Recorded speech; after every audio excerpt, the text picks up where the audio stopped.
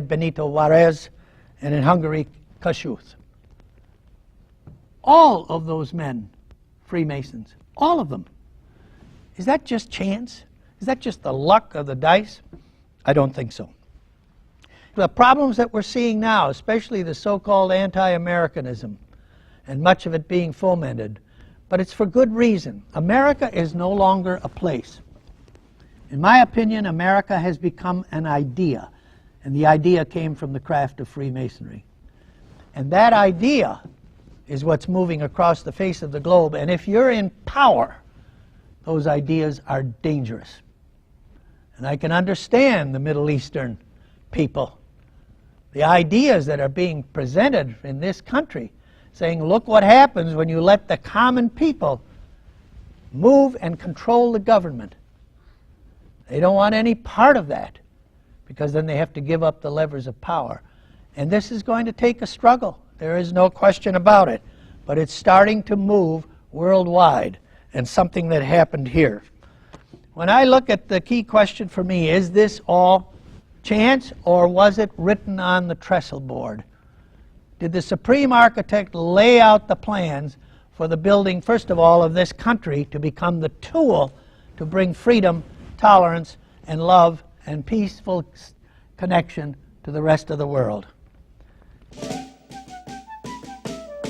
The common thread of the 13 colonies, and you need to understand that they had very little in common. And especially when you've got these southern colonies with a slave base for their power, and the northern colonies not only without a slave base but anti-slavery as they grew, particularly under Puritan, Congregational, and the Presbyterian drive up north. But the one thing they had in common was the craft. Now, who carried out the war? George Washington, obviously, member of the fraternity. I just want you to know that Washington needed that thread, because he knew that if he had his top generals and they were all fellow brother Masons, he could trust them, and he knew he had a tie to them, a cable tow to them, that was different from just commanding officer to a next level of rank. And the Constitutional Convention, after that successful war, when the Constitutional Convention was carried out, it almost failed. We almost didn't get that Constitution. And what saved it, and there's a dozen accounts that any of you can check that out, an 81-year-old Grand Master of the Lodge of Pennsylvania stood up and talked to them, and I'm talking about the great Benjamin Franklin. And Franklin saved that Constitutional Convention, and they finally all agreed that they would sign and worry about what we call the Bill of Rights at the first act of the next Congress, and they pledged those that were going to become congressmen that would be the Act 1 of Congressman 1, and it was, and they passed those first 10 amendments.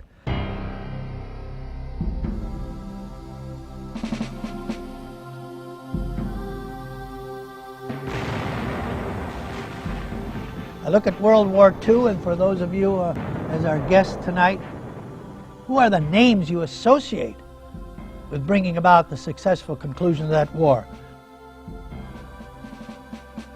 You've got to start with Churchill and Roosevelt, no question about those two, and followed by Harry Truman, and certainly General Marshall and the Truman or Marshall Plan that followed after the war that preserved that peace. And you've got to look at Douglas MacArthur out in the Pacific and what he did in laying a constitution and creating a democracy in Japan from a nation that had been a warrior nation. Now, am I to tell you that most of those men are Masons? No. All of those men were Freemasons. I'm going to start going down the line. Admiral King, Admiral Leahy, I'd go down to Bull Halsey. But there's no sense in going down farther ranks in either theater. The 5 key men, all of them members of this craft. Is that just chance? Or did they carry with them those notions that they learned from the time that they entered as entered apprentice? Because America has a purpose and a function and a design. And I now believe it was created by the Supreme Architect with a very specific purpose. And to put it in industrial terms, we are the research and development laboratory for this world. bring together all of the different kinds of people on the globe, different races, different religions, different ethnic groups, different beliefs, different political beliefs. Bring everybody together and find out if they can live together peacefully and self-governed. Because if it works here, it will work for the entire globe. And that's why America's become an idea and no longer is simply a place. But I think this current century, the one that I'm going to miss, is very promising because there's a possibility of a quantum leap to build the world's royal arch that'll cover all of the peoples, all of the religions, all of the races of this world, to understand that we are all brothers and sisters and that we are under one fatherhood. It is possible a world of no war, of religious tolerance, of racial tolerance, with food, shelter, and security for everybody in the world, and a brotherhood of mankind. So for those of you now who are my brothers in this hall, I tell you, this is no time for any of you, regardless of your age, to say it is high 12 and there is no work before us. He has put a good deal of work on that trestle board. And let us get to our labors and finish building the temple. There's an incredible opportunity